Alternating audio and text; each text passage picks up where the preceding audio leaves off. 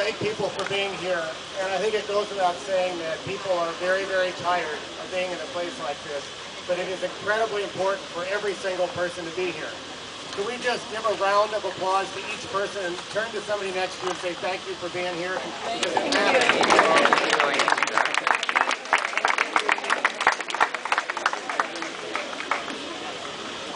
I want you to go a long ways away from North Minneapolis right now, to wherever you grew up. Maybe it was here, maybe it was somewhere else. And I want you to think about a couple people in that school or your neighborhood, a couple kids, the cool kids in town maybe. They like to go to a certain place in the lunchroom, or they like to go to a certain park.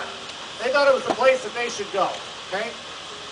And all of us had some situation where some kid did that.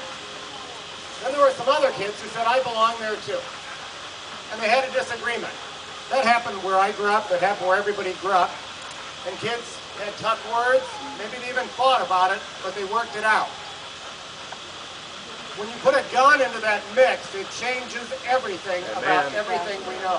We know exactly what is going on here, but we also know that when you put a gun into the mix, something deadly happens. That doesn't take a rocket scientist to figure it out. No. We know in each of our existences, no matter where we grew up, that kids deserve a chance to work things out like kids do.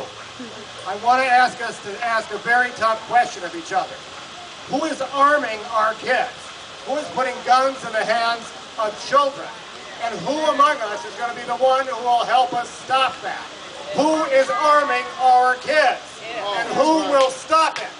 Every person in this community has a responsibility to stop people from arming our children. Stop arming our children. Arming we have to feel will make us all do the work we have to do. Now, no one here needs a lecture about doing work. This community, together, has done remarkable things. We have beaten back crime. We have beaten back tornadoes. We will beat this back together. But look in your hearts and say that all of you and so many here have done so much. We're going to do more because we're not going to want to stand out here again. But if it happens again, we will. Because what that means is we are people. We are humanity. We are a community. We do not let this happen without our outrage, without our love, and without our action. Dedicate yourselves, and you're here today to do that. Dedicate yourselves to make sure that happens. Kids need to be kids. Kids should not be armed. Everyone in this community needs to own that fact. Now, the final thing I want to say is we're going to spend a lot of time thinking about the tough things going on here. But we also have to recognize that what gets recognized happens. Simple enough. You're driving a car down a street. If you look at the curb, you hit the curb. If you look at the center of the street, you'll go down the center of the street. I'm saying that because kids are like that too. If all we do is talk about and give attention to and hold up those moving in the wrong direction, those who aren't will move in the wrong direction. And it's time for us to do even more. To talk about the kids in the step-up summer jobs, the kids helping the people in the neighborhoods, the kids going to school, the kids doing right, to hold them up. They need to be celebrated so every kid sees that's the right direction. Will you be part of finding the kids doing the right and hold them up and make sure they have fun?